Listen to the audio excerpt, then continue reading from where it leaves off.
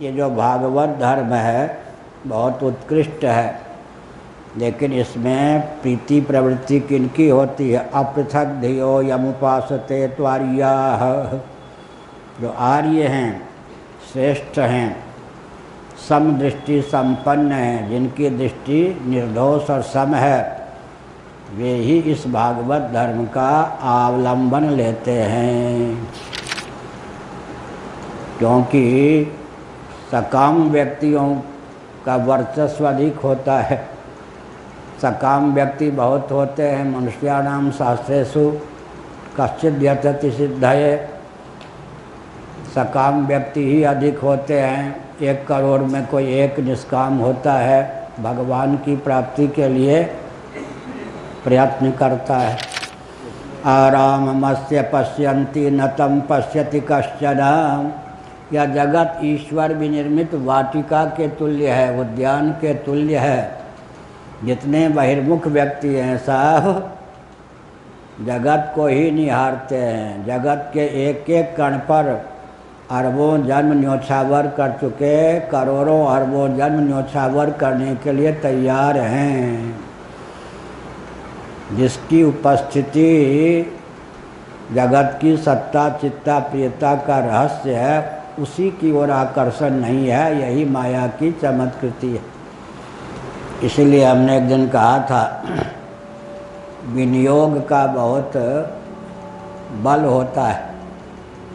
विनियोग गणानान्त्वा गणपतिग्वं हवामहे, अश्वमेध का प्रकरण है। यहाँ गणेश जी का कोई प्रकरण ही नहीं है, लेकिन गणेश जी की समर्चा में, आराधना में, स्तुति में इस वचन का उपयोग होता है।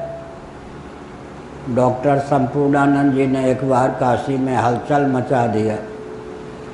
ये सनातनी लोग कैसे विचित्र हैं।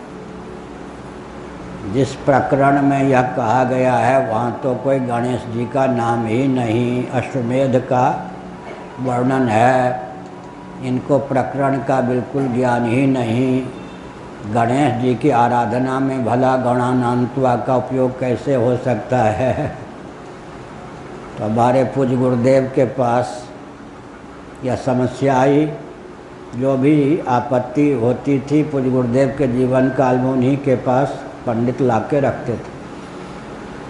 पूज्य गुरुदेव ने कहा कुछ पढ़े लिखे लेकिन राजनेता हैं, अब उनके विचार का मैं स्वयं खंडन करूं उचित नहीं है।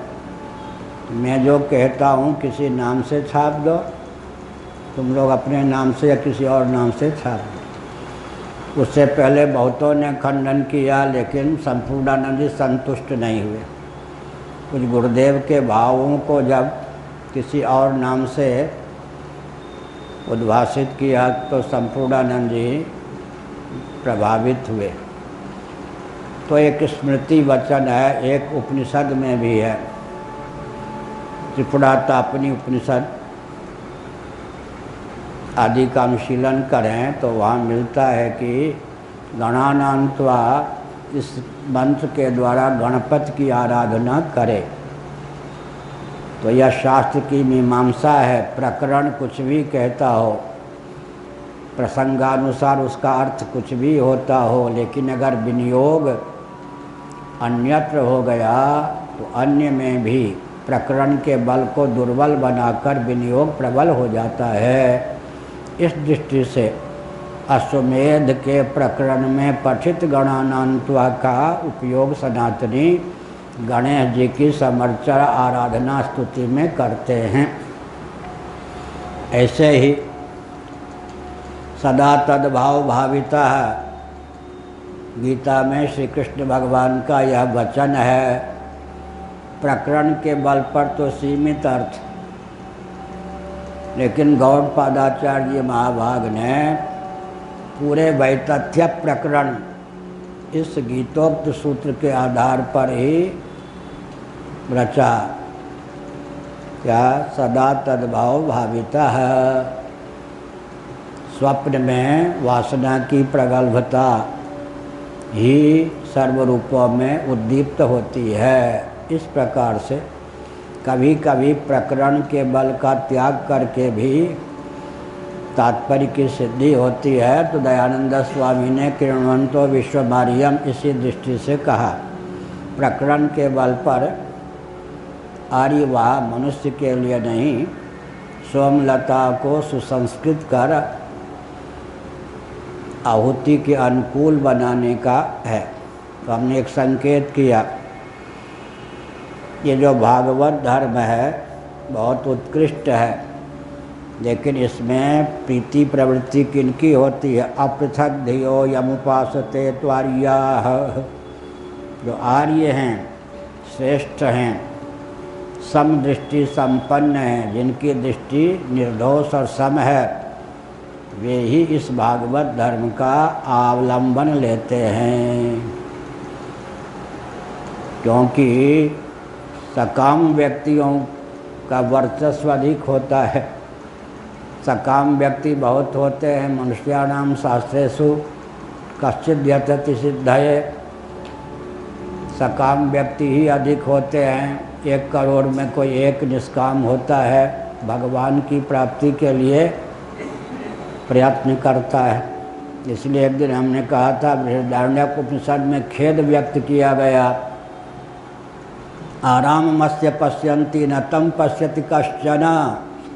बहुवचन है पश्यन्ति, कश्चन एक वचन। आश्चर्य है, जिस चतुर्चितेरे पारखी सर्वेश्वर ने अपनी दृष्टि मात्र से स्वयं को ही सर्वरूपों में उद्भासित कर दिया, उसे तो कोई निहारता ही नहीं। उसकी कला पर ही, कृति पर ही, पृथ्वी जल तेज वायु पर ही, इनसे निर्मित तारतम्य संघात वृक्षादि पर ही, बाल खाल पर ही व्यक्ति लोटपोट हो जाते हैं। यही माया की चमत्कृति है। आराममस्य पश्यन्ति न तम पश्यति कश्चन। यह जगत ईश्वर विनिर्मित वाटिका के तुल्य है, उद्यान के तुल्य है। जितने बहिर्मुख व्यक्ति हैं सब जगत को ही निहारते हैं। जगत के एक एक कण पर अरबों जन्म न्योछावर कर चुके, करोड़ों अरबों जन्म न्योछावर करने के लिए तैयार हैं। जिसकी उपस्थिति जगत की सत्ता चित्ता प्रियता का रहस्य है, उसी की ओर आकर्षण नहीं है। यही माया की चमत्कृति है। वृंदावन में कई साल से दोनों बार हम वेदस्तुति की व्याख्या करते हैं। श्रीमद् भागवत के 10वें स्कंध में वेदस्तुति है। वहाँ कहा गया, जही जही अजाम, श्रुतियों ने भगवान की प्रार्थना करते हुए कहा, जही जही अजाम, हे प्रभु इस माया को मारो मारो, इससे पिंड छुड़ा दो। ये आपके अंशभूत जीवों को भवाटवी में भटकाती है। मानो भगवान ने पूछ दिया, ये तो गुणमयी है, सत्व रजस तमस, तीनों गुणों से एक गुण नहीं, तीनों गुण हैं इसमें। तो बहुत विचित्र शब्दों में माया का चित्रण किया श्रुतियों ने। वेश्या जो है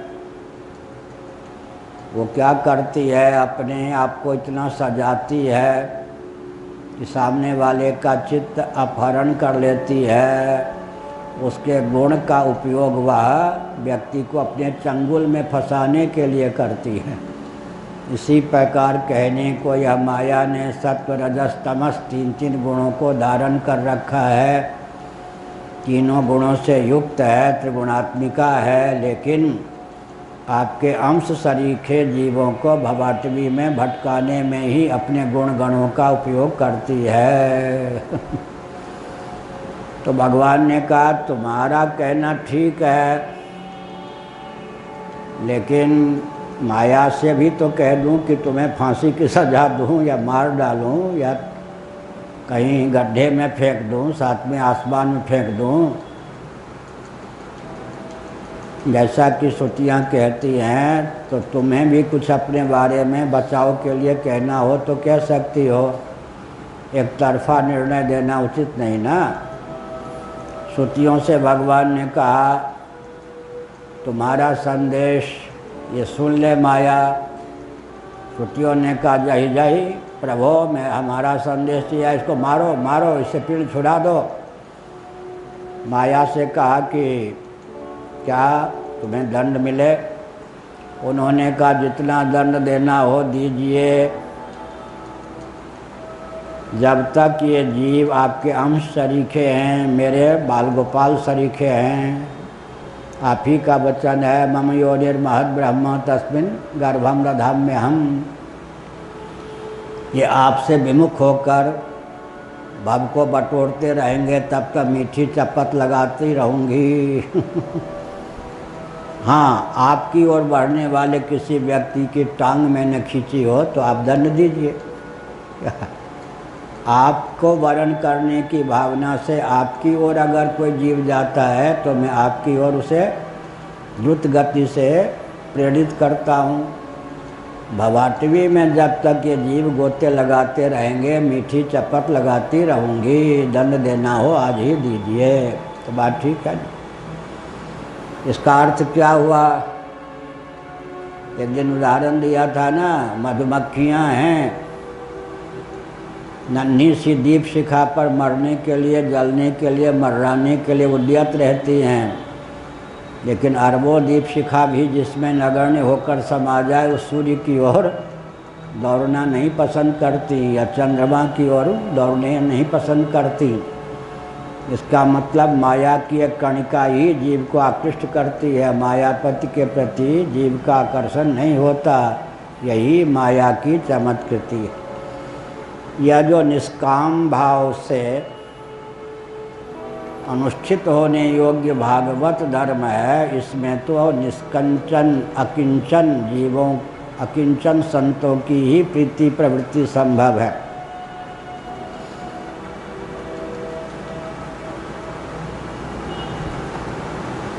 साथ ही साथ ये भी कहा गया कि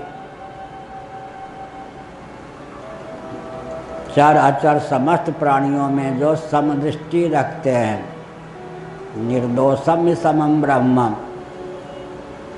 जिनकी दृष्टि दोष विहीन है, समत्व से समलंकृत है, वे ही इस भागवत धर्म का आलंबन लेते हैं। कल चर्चा